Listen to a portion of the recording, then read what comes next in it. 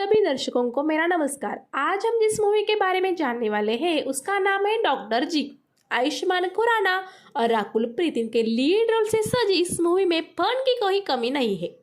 Medical college के gynaecologist batch में पूरी फीमेल स्टूडेंट्स के बीच सिर्फ एक ही मेल स्टूडेंट होता है।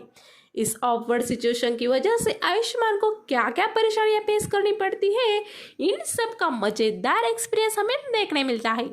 मगर इस स्टोरी में कॉमेडी के सिवाय कुछ सोशल टैबूज और इश्यूज को भी अच्छे से हैंडल करते हुए हम देखने मिलते हैं। आगे बढ़ने से पहले मेरी आपसे रिक्वेस्ट है कि चैनल को अगर सब्सक्राइब न किया हो तो कर दीजिए और वीडियो को अंत तक देखकर अपना फीडबैक देना न भूलें। तो चलिए अब बढ़ते हैं आगे। कहानी का मेन कैरेक्टर उदय गुप्ता अपने शहर भोपाल में रहकर मेडिकल एंट्रेंस की स्टडीज में जुटा होता है। वो अपने cousin brother doctor Ashok Gupta से काफी इम्प्रेस होता है। उनके जैसे ही एक फेमस ऑर्थो सर्जन बनना चाहता था। उसकी माँ शोभा गुप्ता, इनको हार्ट की कोई बीमारी होती है, इसलिए उदय उनको छोड़ के कहीं दूसरे शहर एडमिशन लेकर पढ़ाई करने में इंटरेस्ट नहीं था। उसकी एक रीचा नाम की गर्लफ्रेंड भी होती है जो वैसे तो बोल्ड होती है, मगर उदय को कभी अपने संग कुछ हैंकी पैंकी करने नहीं देती थी। मगर वो अपने करीबी दोस्त विकास संग काफी कनेक्टेड भी होती है। उन दोनों के बीच जो बॉन्डिंग उदय एक्सपेक्ट कर रहा होता है वो सब उसे रीचा और विकास इनमें हर बार डेवलप होते दिखती है। कभी कभी उदय को लगता है कि वो तो सिर्फ नाम का बॉयफ्रेंड है, बाकी सब लाभ तो विकास ही उठा रहा है। इसी बीच उदय को अपने ही पास वाले भोपाल मेडिकल कॉलेज में एक सीट मिल जाती है, मगर वो गायनेकोलॉजी की होती है।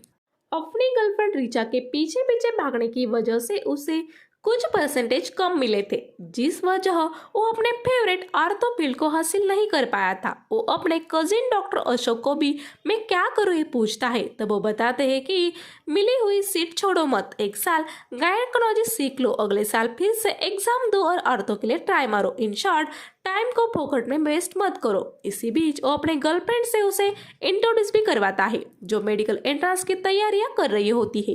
ये जानकर उदय हैरान होता है कि इस लड़की तो जस्ट 18 की हुई है और अपने भाई ने पटा ली। इतना एज गैप होने के बाद भी सिर्फ अपने स्टेटस के दम पर ए हुआ है, ये वो समझ जाता है। इसी बीच उसको रीचा का कॉल आता है जो उसे मॉल में मिलने बुलाती है। वहां जाकर उदय को बोलती है कि तुम्हारे साथ रिलेशनशिप में मुझे कोई थ्रिल नहीं लग रहा, सब कुछ बोरिंग सा लग रहा है, मुझे ब्रेकअप करना है। ये सुनकर उदय नाराज होकर गुस्सा भी होता है, मगर रीचा उसे सीरियसली नहीं लेती। इसके बाद गर्लफ्रेंड ऐसी ही जा रही है ये सोचकर उदय के अंदर का शैतान जाग जाता है। वो उसे डरते हुए ही सही मगर पूछ लेता है, क्या हम फिजिकली इंटीमेट हो सकते हैं क्या? एटलीस्ट हमारे बीच हैप्पी एंडिंग तो हो। इस सुनकर रीचा गुस्सा होती है और बोलती है, मैं हमेशा से जानती थी तुमने सिर्फ इसी बात के लिए मेरे साथ प्यार का नाटक किया है। तुम्हें तो सिर्फ यही सब करने को ही तो चाहिए था, इसलिए मुझे तुम्हारे साथ कभी कोई कनेक्शन नहीं लगा। ये सुनकर उदय भी बोल देता है, तुमने कभी मुझे अपने पास भी आने नहीं दिया, हर समय वो तुम्हारा लॉयल पप्पी जैसा दोस्त विकास तुमसे चिपकाता, हमारे बीच क्या खाक बॉन्डिंग बनती, मुझे तो मेरे से ज्यादा वो तुम्हारा बॉयफ्रेंड लगता है। इसके बाद तुम सब मर्द एक जैसे ही शकी किस्म के होते हैं। ये पेटेंट वाला डायलॉग दोहरा कर रीचा हमेशा के लिए उदय से नाता तोड़कर चली जाती है। अब लाइफ में कुछ तो चलते रहना चाहिए, ये सोचकर उदय अपने कॉलेज को ज्वाइन कर लेता है। वहां जाकर वो अपने कोऑर्डिनेटर से एक बार फाइनली जाकर क्या मेरा एडमिशन ऑर्थो डिपार्टमेंट हो सकता है क्या, ये जब पूछता है तब वो बताते हैं कि एक स्टूडेंट अभी तक ज्वाइन नहीं हुए हैं, तुम चाहो तो उससे मिलकर बात कर लो, अगर वो एडमिशन कैंसिल करे या फिर गायनेकोलॉजी में शिफ्ट करने रेडी हो तो तुम्हें आर्थो में ट्रांसफर कर दूंगा। मन में जगी इस उम्मीद की ताकत से उदय जैसे तैसे उस लड़के को ढूंढ लेता है। और लड़के पहले तो उदय के प्रपोजल को मना कर देती है, मगर उसके कन्विंसिंग पावर से इम्प्रेस होकर उसे बताती है कि तुम मुझे एक वैलिड रीजन को दो कि ऑर्थो गायनेकोलॉजिस्ट से बेटर ऑप्शन है तो मैं तुम्हारा कहना मान जाऊंगी।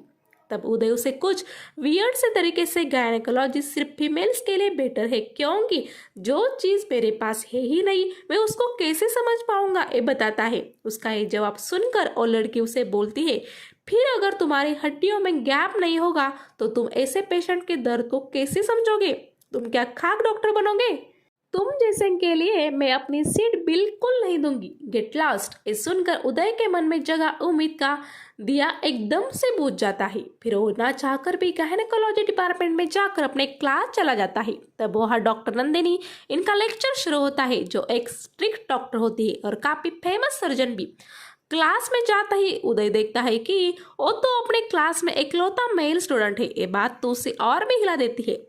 क्लास की और स्टूडेंट्स भी उसके तरफ ऐसे देख रही होती है जैसे उदय एलियन हो और धरती पर पधारा हो। इसके बाद उसे लड़कियों के टॉन्ट्स भी सुनने पड़ते हैं। सीनियर स्टूडेंट्स आकर उसका रैगिंग भी करने लगते हैं, जिसमें वो उसे लेबर पेन होने की एक्टिंग करने बोल उसकी डिलीवरी करने का नाटक भी करते हैं। ये सब सहने के बाद उदय बेचारा काफी उदास हो जाता है।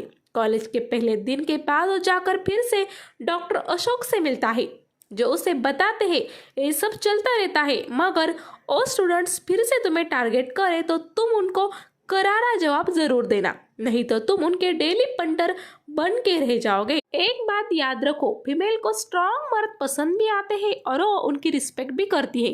ये सुनकर उदय चार्जअप होता है और रिचा को कॉल कर उसे तो अपने करियर की लगी वाट को लेकर बड़बड़ाने लगता है। ये सुनकर रिचा कॉल कट कर देती है, मगर उदय को अब अच्छा महसूस हो रहा होता है। अगले दिन भी कॉलेज जाकर वो सीनियर स्टूडेंट्स थोड़ा स्ट्रांग होकर ही बिहेव करता है। इसके बाद वो लोग भी थोड़ा शांत हो जाते हैं।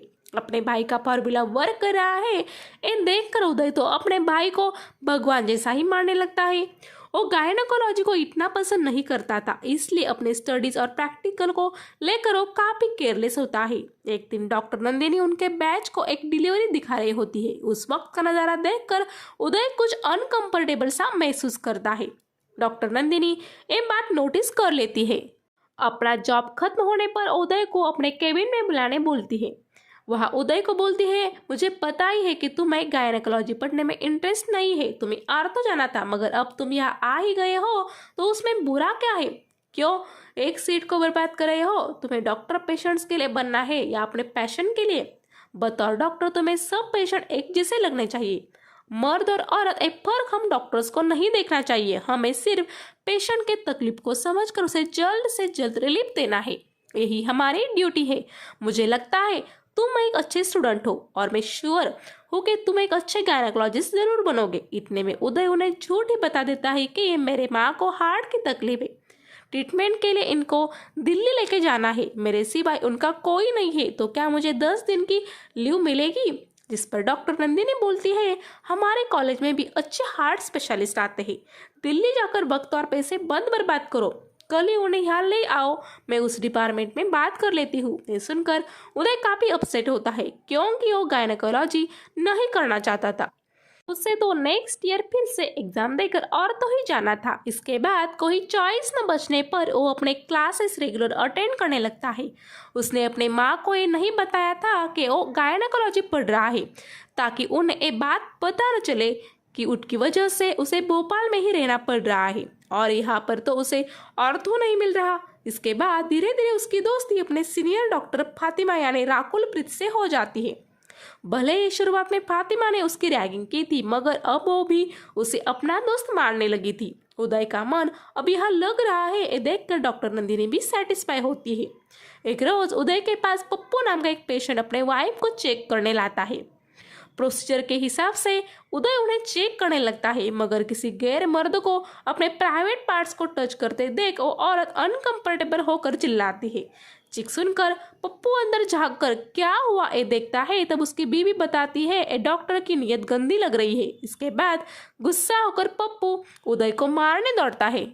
वार्ड बॉय बीच में आकर मामला शांत करने की कोशिश करता है। इसी बीच डॉक्टर नंदिनी वहां आकर उस पेशेंट के साथ साथ उदय को भी समझाती है कि तुम मेल हो, अगर पेशेंट कंफर्टेबल ना हो तो किसी नर्स को रूम में साथ रखो या फिर उस पेशेंट के किसी रिलेटिव को। मगर पप्पू उस बात की कंप्लेंट डीन से कर देता है।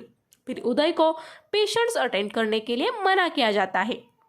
अगले ही दिन हॉस्पिटल में एक औरत काफी लेबर पेन के साथ आती है। उसे अटेंड करने वहाँ कोई डॉक्टर नहीं था। परमिशन न होने पर भी उदय उसके पास जाकर उसे रिलैक्स कर रहा होता है। इतने में उसकी डिलीवरी होने लगती है। ओपीडी में ही उदय नर्स की मदद से उस औरत की डिलीवरी एकदम सेफ तरीके से कर देता है।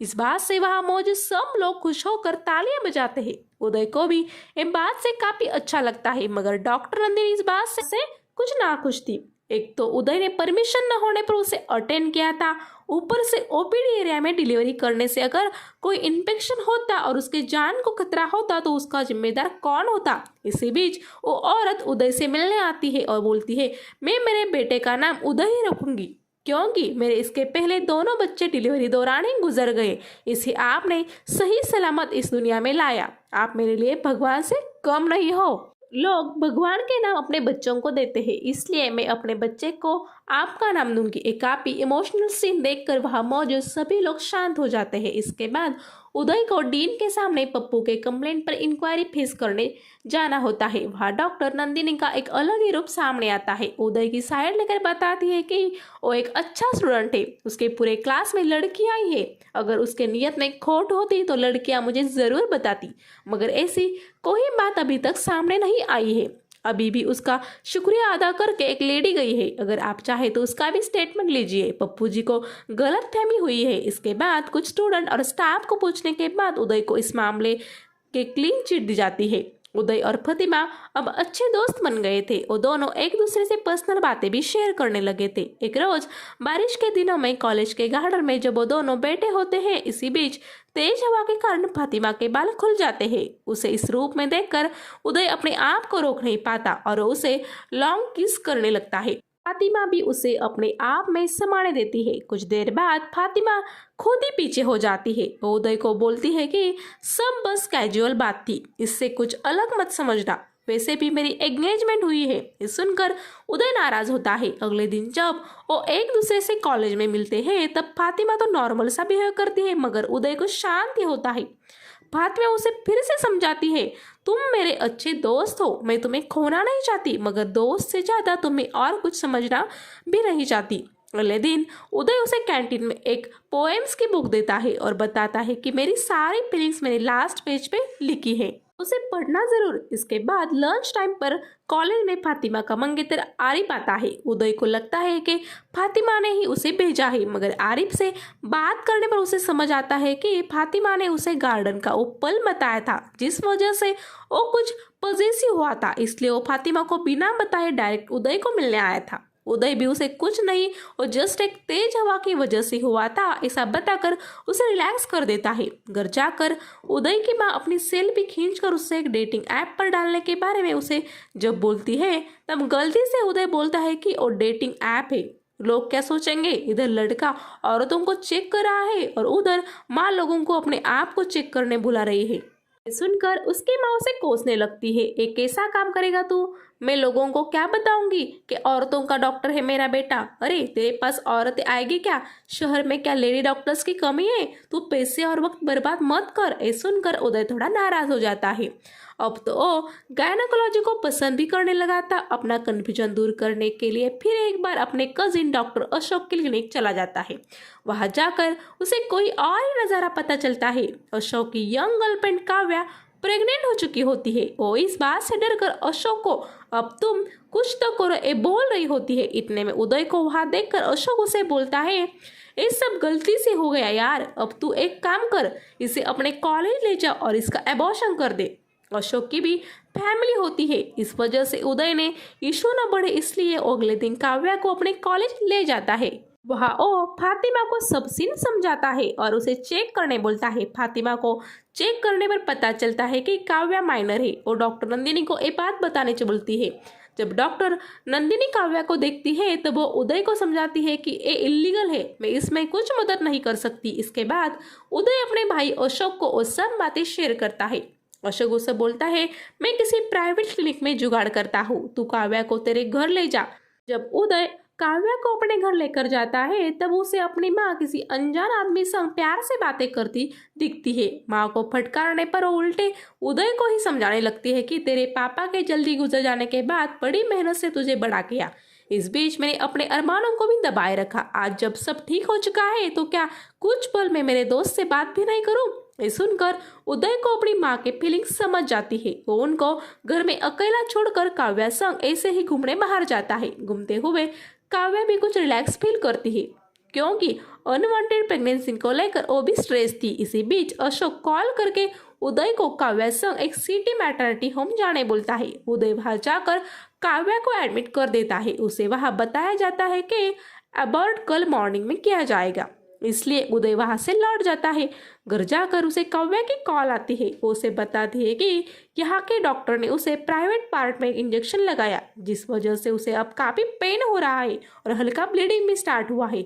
उसे काफी वीकनेस भी लग रहा है, शायद वो बेहोश भी हो सकती है। तुम यहाँ आ जाओ, क्योंकि अशोक ने तो उसका फोन बंद रखा है। इसके बाद उदय अपनी माँ को सारी बातें समझाकर सिटी मैटर्निटी होम चला जाता है। वहां जाकर काव्या की हालत काफी नाजुक होती है। उदय उसको तुरंत अपने कॉलेज चलाता है। डॉक्टर नंदिनी को सब बातें बताकर वो उन्हें आने की रिक्वेस्ट करता है। इसके बाद काव्या के ऊपर इमरजेंसी ऑपरेशन कर उसे मरने से बचाया जाता है। इतने में वहां अशोक आता है और उदय को मारने लगता है। वो उसे बोलता है, तू क्यों ऐसे यहाँ लाया, मैंने सेटिंग की थी ना। इस पर उदय गुस्से से बताता है कि वो मरने के हालत में थी, अब वो आउट ऑफ डेंजर है। अपने पोजीशन को बचाने के लिए तूने उसे मरने छोड़ा। मैं तुझे मेरा आइडल मानता था, मगर तू तो हवस का पुजारी निकला। उसके बाद वह काव्या की माँ भी आ जाती है। वो भी ये सब देखकर अशोक को पीटने लगती है। इसके बाद डॉक्टर नंदिनी पुलिस को इन्फॉर्म कर देती है। जांच के बाद डॉक्टर अशोक को पॉस्को लॉ के अंडर अरेस्ट किया जाता है और उदय को भी अशोक की मदद करने के लिए दोषी माना जाता है। पर डॉक्टर नंदिनी बीच में आकर उदय ने सही समय पर इस लड़की को यहाँ लाया ये बात बताती है। इसके बाद होश में आने पर काव्या भी उदय को मैंने कॉल कर बुलाया था, उसने तो मेरी मदद की है, ये बयान देकर उसे बचा लेती है। इस पूरी घटना के बाद डीन कॉलेज की रेपुटेशन मीडिया में खराब होते देख उदय को रेस्टिकेट करने के बारे में डिसीजन लेती है। तब फिर से डॉक्टर नंदिनी ही उदय के बचाव में आकर अब मैं उस पर पर्सनल ध्यान दूंगी ये बोलती है, जिसके बाद डीन अपना फैसला बदल देते हैं। फातिमा ने उदय के फीलिंग्स को उस बुक में पढ़ लिया था, वो काफी साफ होते हैं। ये देखकर वो भी अपने फीलिंग उसे उसी पेज के अगले पन्ने पर लिख कर देती है, जिसे उदय जब पढ़ता है तब वो फातिमा से मिलने जाता है। तब उसे बताता है कि चलो हमारी म्यूचुअल फीलिंग्स तो सेम ही है, जिंदगी भर एक दूसरे के बेस्ट फ्रेंड्स बनकर रहेंगे। फिर वो उसे बताता है कि अब वो फीमेल्स के फीलिंग्स को समझ रहा है, अब वो गायनेकोलॉजी में ही करियर बनाना चाहता है, क्योंकि अब उसे एक चैलेंजिंग जॉब लग रहा है। इसी गुड नोट के साथ ये फिल्म यही खत्म हो जाती है। आपको मेरा एक्सप्लेन कैसा लगा ये मुझे कमेंट्स करके ज़रूर बताइए। आप सभी हमेशा खुश रहे, हंसते रहे, इसी दुआ के साथ इस वीडियो को करती हूँ एंड। Good bye.